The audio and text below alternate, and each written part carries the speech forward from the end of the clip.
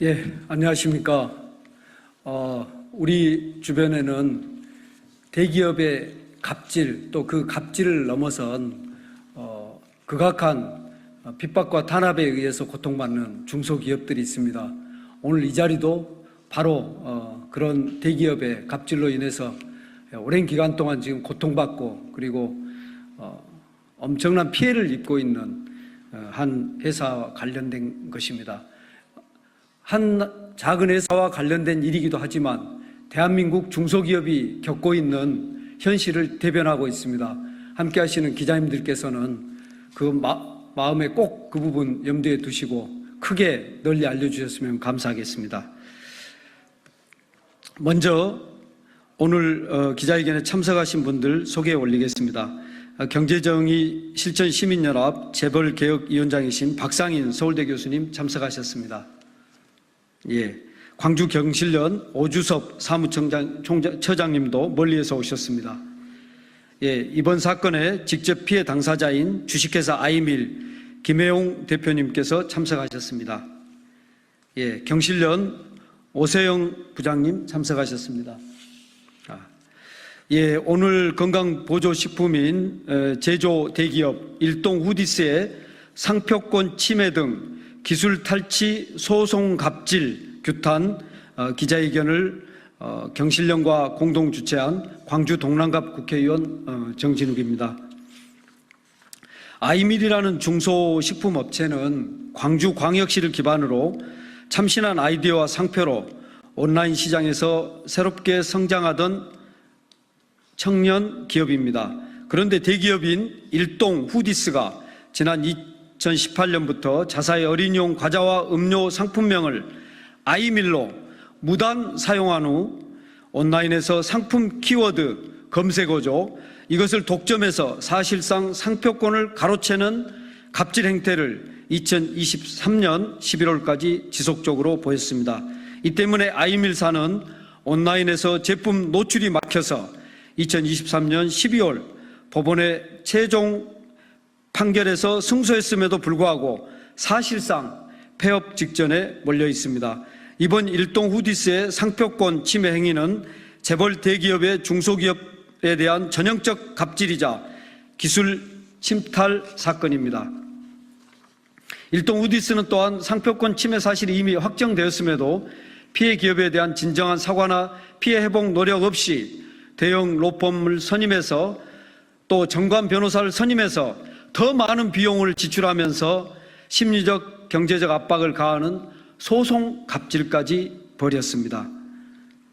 일부 대기업의 갑질과 불공정 행위가 아무 일 없었다는 듯이 흐지부지 끝나서는 안 됩니다. 강력한 규탄과 함께 사회적 공론화가 필요합니다. 법적, 제도적 미비 사항을 꼼꼼히 점검하고 개선 사항을 마련하는 계기가 바로 오늘의 기자회견이 될 것 같습니다. 오늘 기자회견은 오주섭 사무처장님의 취지 발언, 아이밀 김혜용 대표님의 내용 설명, 경실련 재벌개혁위원장이신 박상인 서울대 교수님의 규탄 발언, 그리고 광주 경실련 오주섭 사무처장님의 기자회견문 낭독 순으로 진행하겠습니다. 예, 먼저 광주 경실련 오주섭 사무처장님께서 나오셔서 취지 발언 간략히 먼저 하시고 진행하도록 하겠습니다. 네, 광주 경실련 오주섭 사무처장입니다. 사실 이 사건을 보면서 안타까움과 정말 이 분노를 금할 수 없었습니다. 이 기업을 창업을 해서 정말 그 오랜 시간 동안 공을 들여서 이 상표를 개발하고 사업을 함에도 불구하고 대기업이 이런 갑질로 인해서 이 중소기업이 설 자리가 없다고 하면 도대체 대한민국의 미래가 어디에 있겠습니까? 더더군다나 청년 기업인이 수년 동안 그 온갖 노력을 했음에도 불구하고 이 소송 때문에 지금 현재 회사가 존폐의 기로까지 몰려 있습니다. 그래서 너무나도 안타깝고 정말 이건 너무 아니다.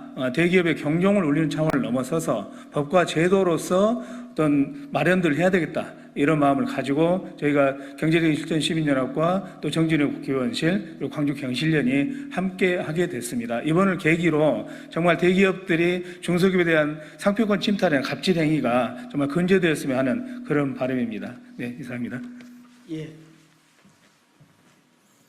예, 이어서 아이밀 김혜용 대표사님께서 그간에 일어났던 일들 간략하게 내용 설명해 주시기 바랍니다.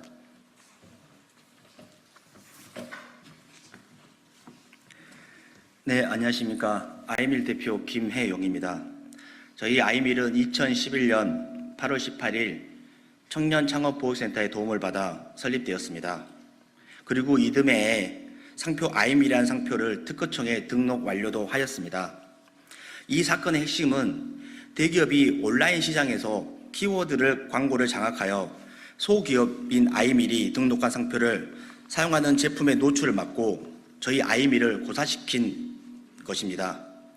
온라인 매출이 대부분인 저희 아이밀은 아이밀이라는 대기업이 키워드 광고를 통해 장악하여 저희 소기업인 아이밀이 폐업 직전으로 만든 사건입니다. 2011년 7월 22일 법원에서 저희 아이밀의 상표권을 인정하는 판결이 나왔음에도 불구하고 상대 기업은 광고를 통해 악의적이고 지속적인 상표권 침해를 자행하고 있습니다. 분쟁 기간 동안 상대 기업은 대형 로펌과 정관 변호사를 추가 선임하여 수십 건의 소송을 이어오고 있으며 이는 중소기업인 저희에게 경제적, 심리적으로 막대한 부담을 안겨주고 있습니다. 상대 측의 장기간 키워드 장악 및 장시간의 소송으로 매출은 급감하였으며 장기간 분쟁으로 인해 수억 원의 빚만 남게 되는 상황입니다. 현재는 회사 폐업을 고민하며 해당 분쟁이 끝나기만을 간절히 바라고 있습니다. 이 자리를 통해 정부와 법원이 공정하게 이번 분쟁을 해결해 주시길 간곡히 부탁드립니다. 대기업의 행포로 인해 더 이상 청년 창업가들의 희생이 되지 않도록 지적재산권 보호에 대한 사회적 인식과 법적 제재가 강화되기를 진심으로 바랍니다. 정부는 수조 원의 예산을 투입하여 청년 창업을 장려하고 있지만 대기업은 여전히 중소기업의 지적재산권을 침해하고 유사상품을 출시하여 이익을 취하는 경우가 빈번합니다. 저희와 같은 청년 창업가들이 더 이상 피해를 입지 않도록 이번 분쟁이 공정하게 해결되기를 원합니다. 감사합니다. 예, 다음은 경실련 재벌개혁위원장이시자 서울대 교수이신 박상인 교수님께서 이 같은 상황에 대한 규탄 발언 해주시겠습니다. 네, 중소기업에 대한 그 대기업들의 기술 탈취가 사실 어제 오늘 이야기가 아닙니다. 지적재산권이라든지 이런 기술 탈취가 알려진 것만 해도 벌써 10여 년이 지났습니다. 그럼에도 불구하고 이번에 아이밀 사건을 통해서 볼 수 있는 것처럼 전혀 개선이 되고 있지 않습니다. 두 가지 이유가 있다고 생각됩니다. 하나는 우리 법원이 손해배상을 산정하고 또 피해자를 구제하는데 너무나 인색하고 너무나 보수적이고 너무나 기득권 지향적이라는 점입니다. 이번 아이밀 경우도 상표권 침해라는 사실이 법적으로 확정되었음에도 불구하고 일동 후디스는 법적인 그런 판단조차 사실상 무시하면서 지속적으로 상표권 침해를 하고 있습니다. SNS를 통한 상표권 침해에 대해서 법원이 침해라는 판정을 뒤바꾸는 상식적으로 납득할 수 없는 그런 판정을 내렸습니다. 법원이 스스로 이런 잘못된 판정에 대해서 자정해서 바로잡을 수 있다는 것을 이번 아이밀 사건을 통해서 다시 한번 보여주시기를 바랍니다. 또한 민사소송 손해배상 소송에서 사실상 손해배상액이 얼마 되지 않을 것이라는 앞서의 여러 판결들을 바탕으로 한 일견 대기업 입장에서 보는 합리적인 판단을 통해서 지속적으로 상표권을 침해하면서 법적 소송 비용을 높여서 이 기업 자체를 아예 폐쇄되도록 만들려고 하는 전략을 쓰고 있습니다. 전형적인 대기업의 수법입니다. 이것은 결국 우리 민사소송에서 손해배상에 대한 판정 자체가 너무나 비현실적이고 소액에 그치고 있기 때문입니다. 이 잘못된 관행을 바꾸기 위해서 이번에 2심 법원에서 민사소송을 통해서 손해배상을 보다 현실적이고 그리고 실제로 피해자가 구제를 받을 수 있는 그리고 가해자가 처벌을 받을 수 있는 그런 판결을 내려주시기를 강력히 촉구합니다.